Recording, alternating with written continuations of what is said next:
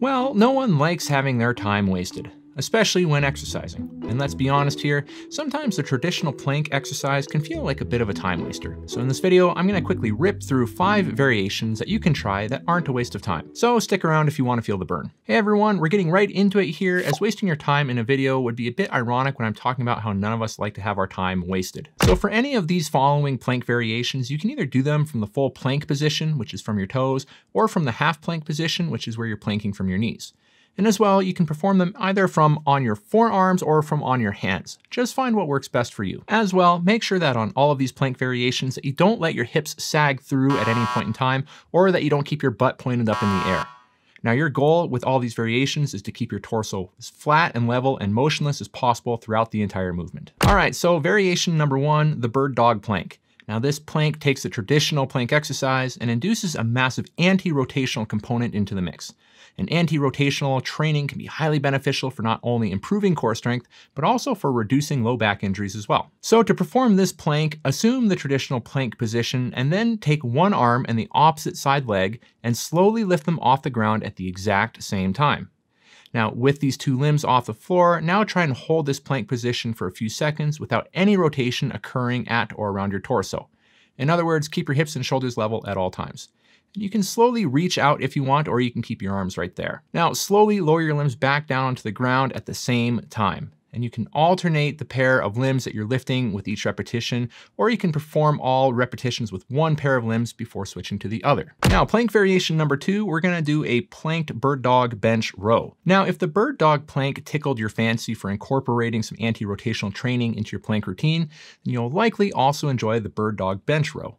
Now, it involves the same 2-point plank position as with the previous plank, but now it will ask you to produce a rowing motion, which will strengthen your back muscles, while fighting to resist rotation in your torso. So to perform this plank variation, hold a plank position while leaning against a workout bench or a similar height object. And again, you can go from your hands or from your elbow. And grab a weight with one arm while using your other arm to remain in the plank position. At the same time that you initiate the upwards row with your weighted arm, lift your opposite foot off the ground by an inch or so. And complete the entire row without letting your hips rotate or your torso shift around in the slightest, as this will require a lot of anti-rotational strength. Now tap your foot on the ground in between reps if needed, otherwise perform all of your rows while keeping your foot off the ground. Then repeat the process with the weight in your other arm. Now, if you're finding this video so far to be useful or helpful or informative in any sort of capacity, feel free to hit that like button. That would mean a lot to me. And feel free to subscribe to the channel so that you're not missing any of this content if this sort of stuff interests you. And for plank variation number 3, we're gonna do the RKC plank. Now, the Russian kettlebell challenge plank is arguably the most deceptive looking plank out there. And what I love about it is that it is as challenging as you make it out to be. It's literally a full body exercise and one that will leave you exhausted in under 30 seconds, so long as you push yourself when doing it. Now, if you're not shaking like a paint mixer within 20 seconds or so, then you're likely not pushing yourself to an ideal extent. So to perform the RKC plank, first assume the plank position and keep your forearms parallel to one another, as this position will strengthen your external rotator shoulder muscles a bit more. Now, start by squeezing your quadriceps as hard as you comfortably can. And hold this squeeze while then beginning to squeeze your glutes in the same fashion. Next, while holding those two squeezes, brace your abdominals as hard as you comfortably can, as if you're preparing to get punched in the stomach. And while holding all of those squeezes, now do the same thing by contracting your pectoral muscles and your arm muscles. And with your full body now holding more intense muscle contractions, hold this state for as long as you can. And once you've completely exhausted yourself, collapse onto the floor and then repeat for more repetitions if you so desire. And for plank variation number 4, we're gonna do the plank to bridge.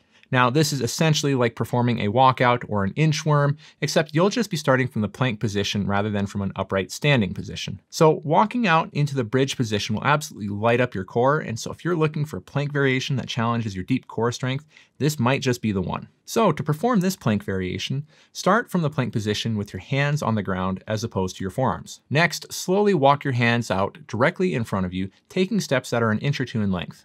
And don't let your hips drop through as you do this.